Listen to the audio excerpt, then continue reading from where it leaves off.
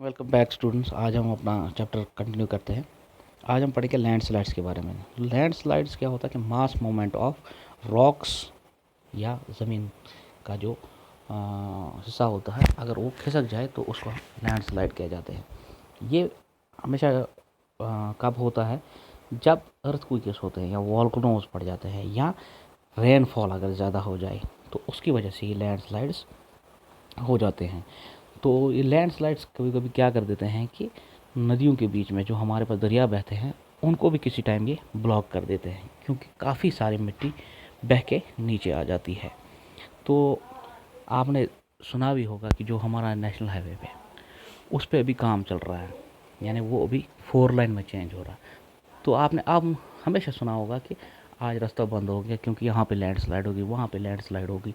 वजह क्या है इसकी? क्योंकि ब्लास्टिंग और जो उस पर मशीनरीज काम करती है उनकी वजह से जब ये पहाड़ ये रॉक्स को तोड़ते हैं, उन पत्थरों को तोड़ते हैं, तो कुछ हिस्सा उसका लूज़ हो जाता है।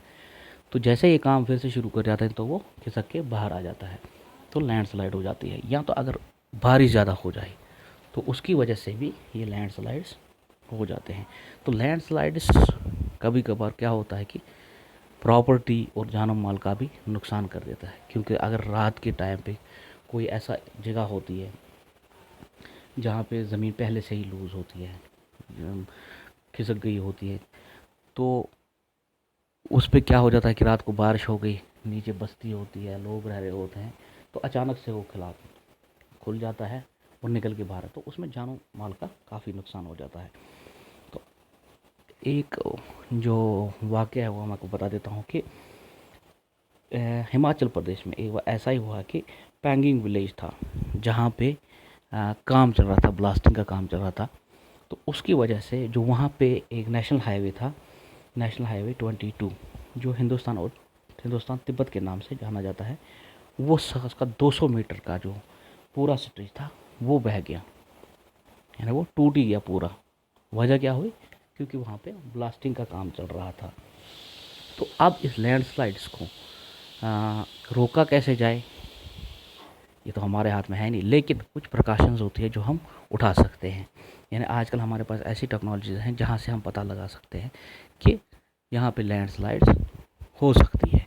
तो हम क्या करते हैं कि पहले ही उस एरिया को हम लैंडस्लाइड जोन करार देते हैं कि हम प्रिकॉशनरी मेजर्स ले लें, यहाँ पे लैंडस्लाइड्स हो रही है तो ध्यान रखें।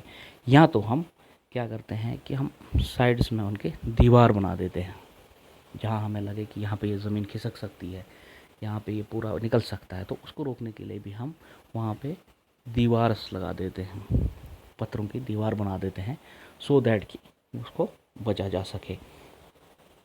तो दूसरा क्या है कि नेचुरल वेजिटेशन को हम उगाते हैं, पेड़ लगाते हैं ताकि वो ज़मीन को पकड़ के रख सके। उसकी वजह से भी हम लैंड स्लाइड्स को हम रोक सकते हैं। तो ये चीज़ें हैं कि जो हम कर सकते हैं इन चीज़ों को रोकने के लिए, इस लैंडस्लाइड को रोकने के लिए। इसके आगे हमारा जो है वह है फैक्टर ऑफ सोइल फॉर्मेशन। तो इसको हम पढ़ेंगे हम अपने नेक्स्ट टॉपिक में। Thank you.